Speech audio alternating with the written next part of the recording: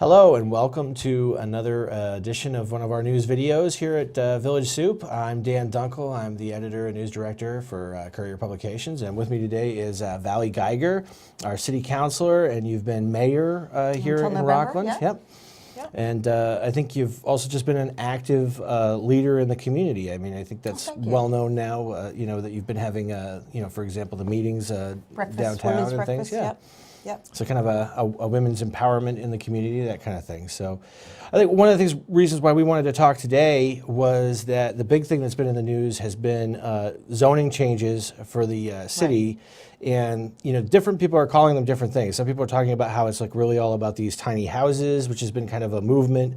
And then there's also sort of, I think sometimes you guys use the word of like having more of a situation of density in the zoning. More houses and less space in Rockland. So can you kind of speak to what are the changes? Why do we need them? And when does it go into effect? Okay. So just by way of background, I have a master's degree in sustainable design, which is a focus not just on houses, but on community. What makes a community sustainable? And one of the things we're learning is that people's preferences change over time. And in our culture, for a long time, people wanted the biggest house they could afford on the biggest lot outside of town. That started to change in the last 15 years or so. We now have baby boomers who are selling those big suburban houses and wanting to live in a walkable community near downtown, near restaurants, theaters, grocery stores. We have a whole movement of people wanting to age in place. Well, if you're out in Appleton and you get old, you can't take a taxi to the grocery store. You are isolated, lonely, unless you happen to have family nearby. So a lot of people are recognizing that to be in town means that you can stay in your own home for a really long time. The third group that's really interested in living in walkable communities are the millennials. And they are now the largest cohort of the American population, bigger than the baby boomers even. And they too are wanting, for a lot of reasons, to live in town. They want to walk to work. They want to live in smaller spaces that are more green, environmentally friendly. They often carry large debt, so they are not looking to buy a big house out in the suburbs. So there's a whole movement to wanting to be in town, in walkability. And for Rockland specifically, we're lucky that it's a desirable place to live. But we have created a series of zoning changes that mean that you couldn't build Rockland today. If you actually use those old zoning changes that we've just changed, what you would end up with is a town that looks like Penn Bay Acres. You couldn't have the kind of density, the sidewalks, the streets, and the houses that we have now. So part of the movement is to sort of say, let's go back to the zoning that was in place when those houses and neighborhoods were built, so that anything that gets built now will look like them. So if you've ever walked around our in-town neighborhoods, there are a lot of, I wouldn't say a huge number, but there are empty lots that were once a lot that somebody could have built a house on, but we changed the zoning so now the lot became too small. Those are places where we can expect to see a new house. Mm-hmm. And I think that's a good thing. We have in Rockland lost population since the mid-70s, and we are still losing population. Yet we carry, the 3,500 households in Rockland, carry the taxes needed to support 16,000 people working here during the day, and 25,000 people who are here in the summer. And we just can't afford it. And I like having a police department. Exactly, exactly. And I like having a police department. I like having a professional fire department. I like the services that we have. I want to have sidewalks. But how do we do that with a shrinking population? And we have a place that people want to live. But at the moment, there's very few affordable rentals, very few rentals of any kind at any income price, and less houses available for sale.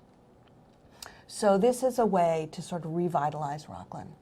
And I think there are so many reasons to do it, What do you say to the people who were concerned about, places like Penn Bay Acres that you mentioned and like Samoset Road, and saying something like this wouldn't really fit in there, and yet the zoning applies to the whole city? So is it a one-size-fits-all, It isn't. Each zone has slightly different changes that were made. In places like Penn Bay Acres and, is it Waldo Street that we're talking about, out near the Samoset?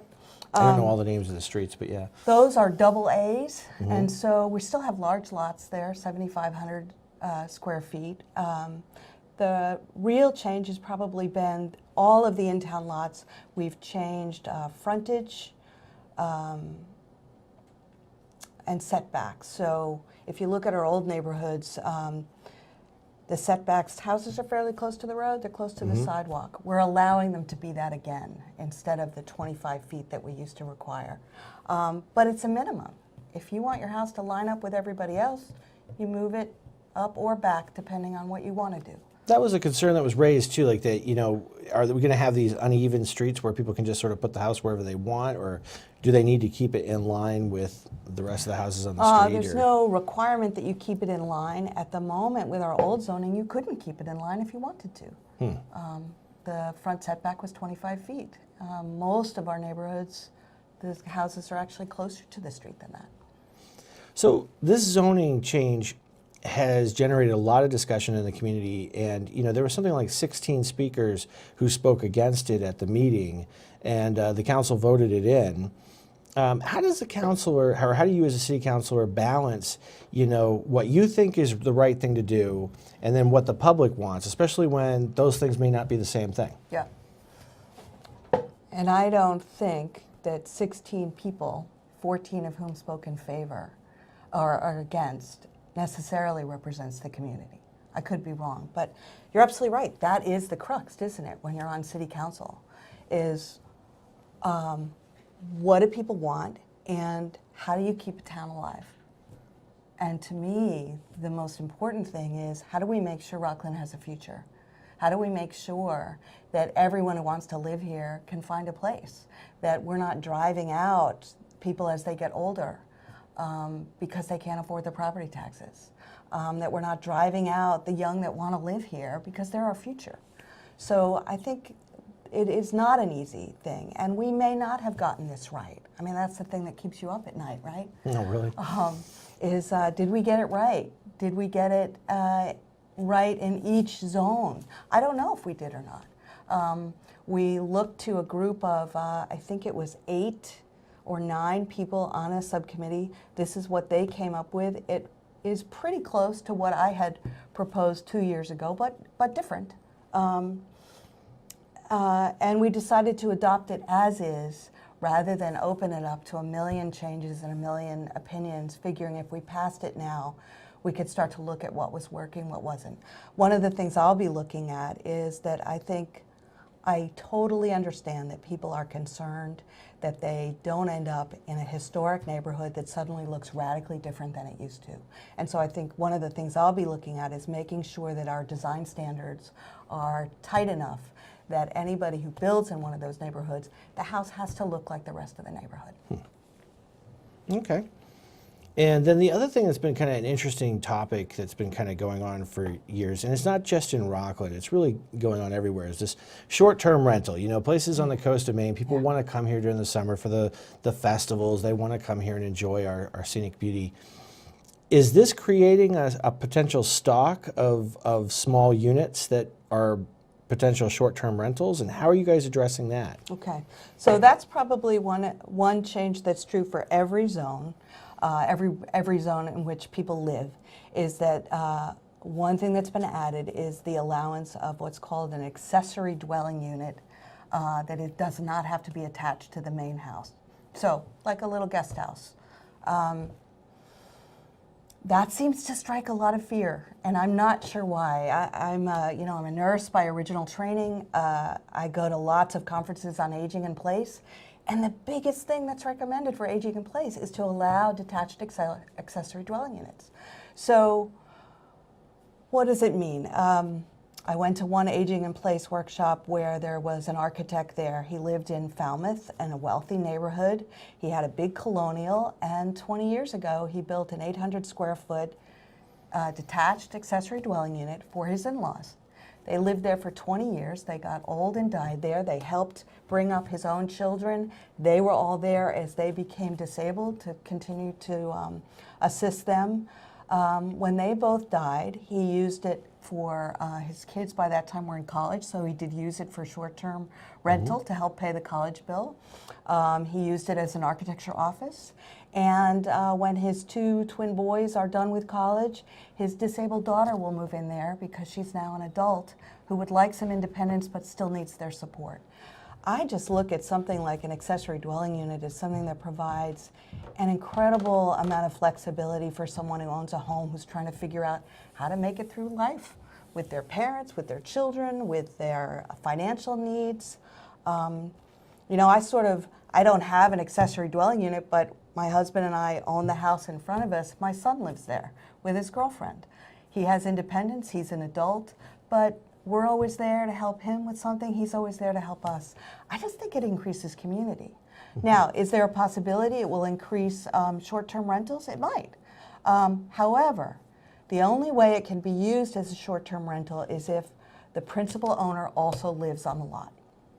I have that be a fundamental change because it means that if it's your house and you're renting it out, you're not going to rent it out to 6 upcoming groom and his 5 bachelor buddies to have the be-all, end-all bachelor party there. Right. Right? This is your home. You've spent a lot of money building it. Accessory dwelling units are not cheap. So it's not a situation anymore in Rockland where, you know, I'm in Virginia or Texas or something and I buy a bunch of properties in Rockland because I find that they're worth money to rent out in this way and just rent them out. This zone change, we do have a short-term rental that says you can rent out your whole house and you don't have to live here. But we have a cap on that. We allow 65 of them.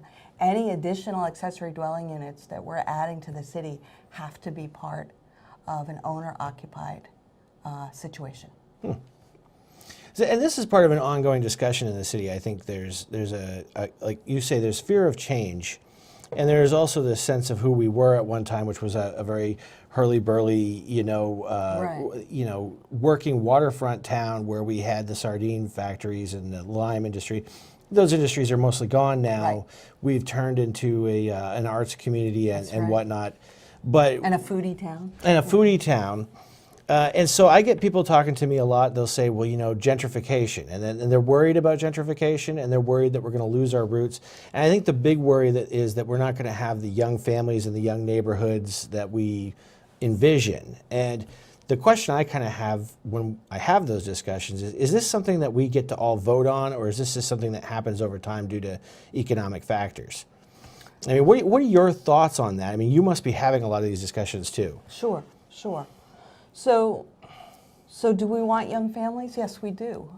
Do we have them? No, we don't. Are we losing them? Yes, we are.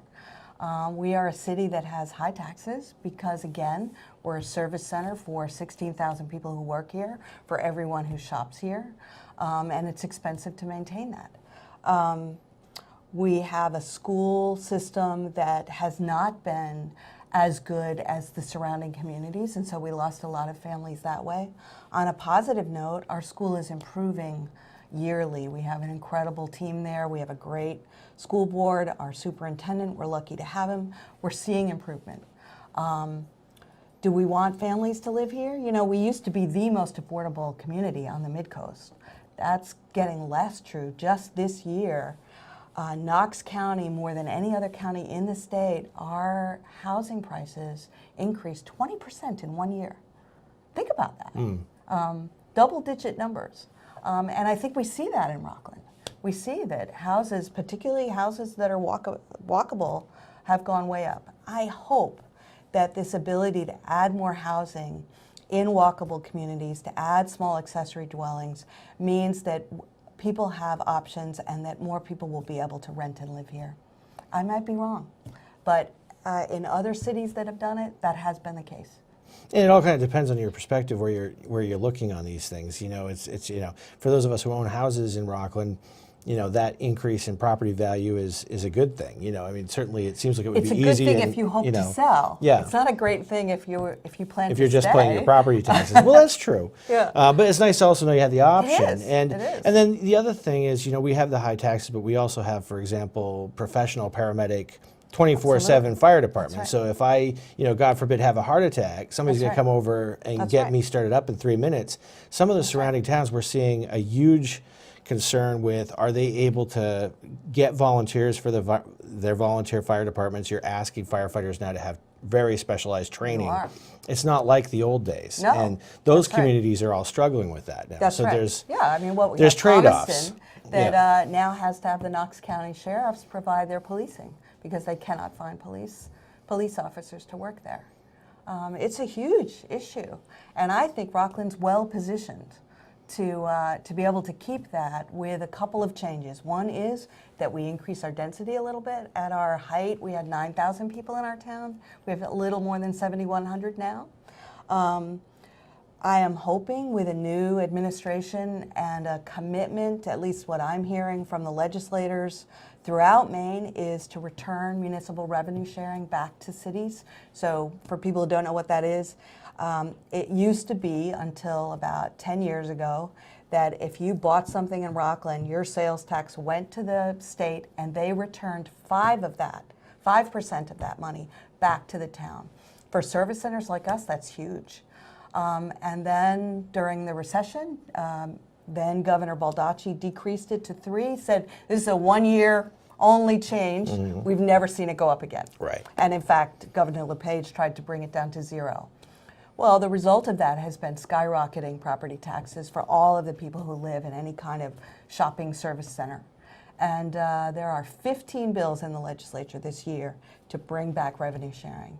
I hope to God one of them passes. And that's been a disconnect for people because people see, like, state officials will get up and say, we've lowered the state budget, or we're lowering state income taxes, which are based on your ability to pay. Right.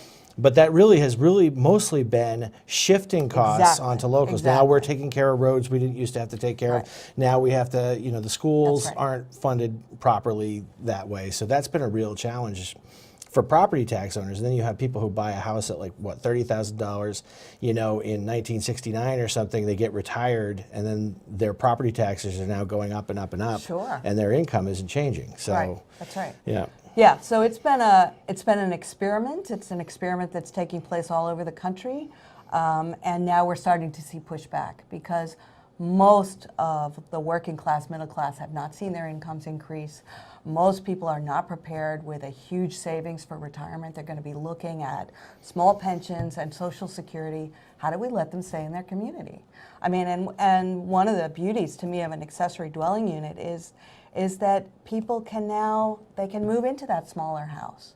We at one point, my mother-in-law was going to move in that little 700 square foot house we have in front because she's in her late 80s and she can't take care of a house. But did she want to move into a senior living center? Did she want to move into an assisted living? No, she didn't. Most people want to stay in their community. Most people don't want to get in what's called an age ghetto, where everyone looks like you, everybody's old like you, there are no children, there are no dogs, there are no community members. People want to stay in their community. Where, infill, which is what we've been talking about here, decreases isolation, increases community, increases the chance you'll know your neighbors. I work at Togus at the VA. I talk to veterans all day long who are often in rural places. They're aging, they're unhealthy, they live alone, and they are so lonely. Depression is a huge issue with rural elderly because there's no one around. Maybe we could create some kind of a volunteer organization for people to spend time with them reading exactly. and doing things. We used to have things like that. We do, and we have Since we have this large generation of millennials, maybe we have a pool to draw from. Well, not only that, but if you're a healthy elder, you want to volunteer. You want to be part of your community. That's why my breakfast is so successful. Most of the people who attend that breakfast are older women who are healthy, who have either always been in this community or have just moved here, and they want to know, what's happening? How do I help? What role can I play? And they're doing it. It's a great thing. Yeah, volunteers are really a lifeblood because we don't have the money to pay for all of That's these things, right. and we have a lot of that That's going right. on in our community, and people don't realize that. No, I don't think they do. So kind of to switch gears, one of the other things that's kind of been interesting to me is I've read, I don't know how many articles on either medical marijuana, recreational marijuana, marijuana that's coming here, somebody's suing us, Right. there's a lien. Can you kind of give us any kind of overview of where the city is at with marijuana and what we can expect? And what do you think, how do you think the community is dealing with that? Because I think that's a huge, for me, I know it's a cultural thing for me to have seen this major change in attitude over the course of my lifetime. When I was a kid, it was like a dirty word, That's and right. now it's become very right. acceptable. So, it must be very challenging at the leadership position Well, to have to deal with all that. The short answer is, I have no idea what's going on with marijuana in the city because it's a constant moving target what the state creates for rules, right? So we were one of the first out of the block, and Ed Glazer, our city councilor at the time, said, we shouldn't do anything now, we should wait. And he was right, because we were the first out of the block. We tried to create something based on the current rules, and then all those rules changed. So I think what is helpful is that we had those two questions on the ballot so that we have some idea of what people want.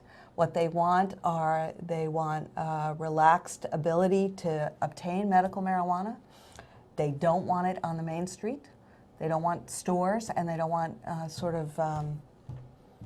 it hasn't passed in the legislature anyway, but sort of bars where you go and smoke or you use liquid marijuana. They don't want that. That helps us because I don't know what to do either. I mean, everybody is in this conversation. What I think is a great thing is I don't think people should be going to prison for having marijuana. What a friend of mine who's a nurse practitioner tells me is there are legitimate medical reasons to use marijuana, and that in Maine particularly, we have a huge population of people who use marijuana medicinally. Are we going to go too far? Is the pendulum going to swing the other way where everybody went to prison and now, we're giving it to everyone, it's available everywhere? We might.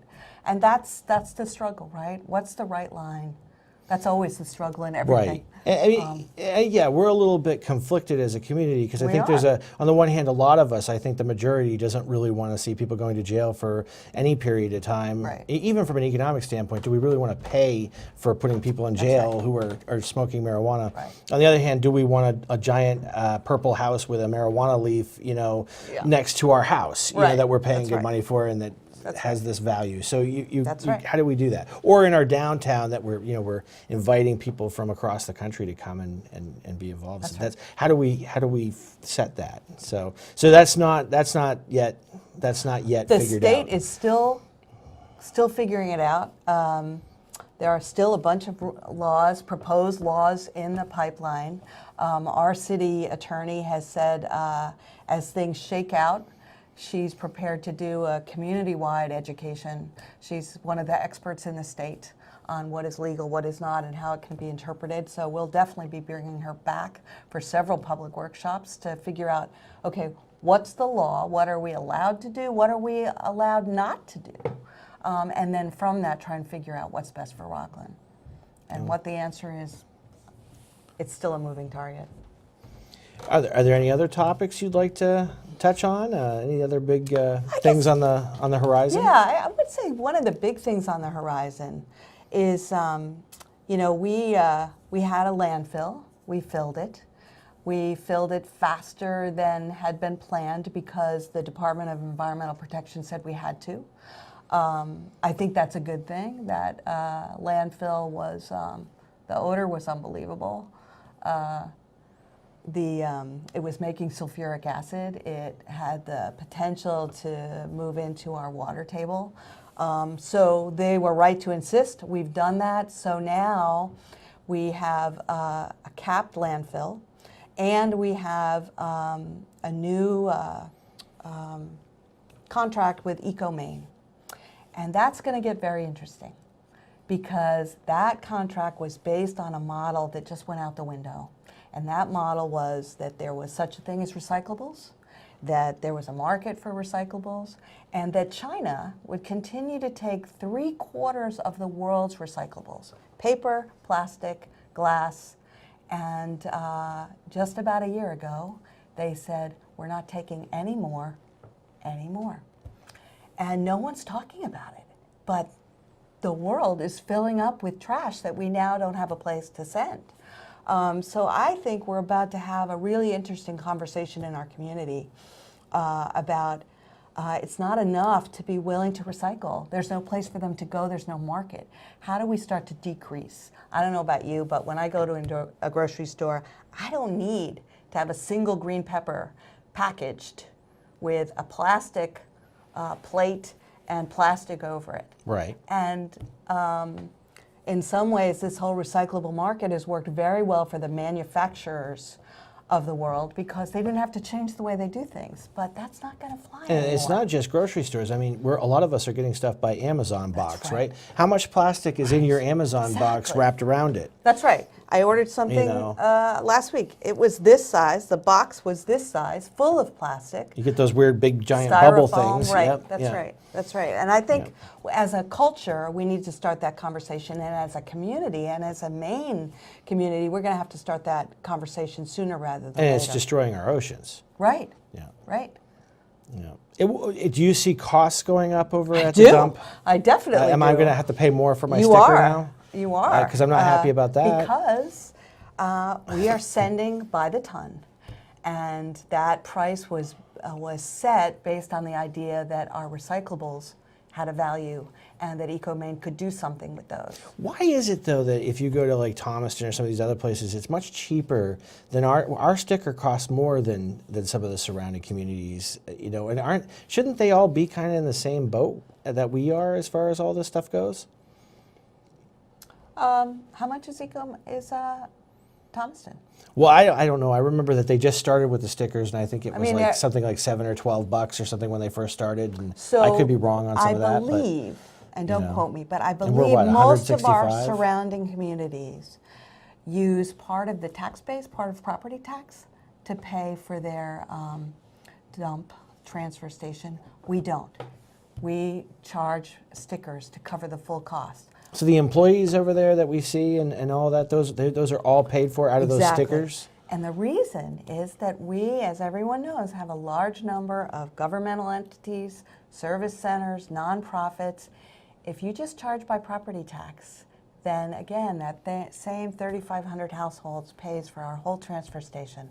This way, we make sure that all of the businesses, the nonprofits, our government entities that we have, the courthouse, everybody pays their share for what they're taking to the transfer station. So it's kind of like the sewer system. Everybody. It's basically a user-based, Exactly. whatever Now, we you could use. do it where it was just taxes, but I don't think most of us would be happy with that.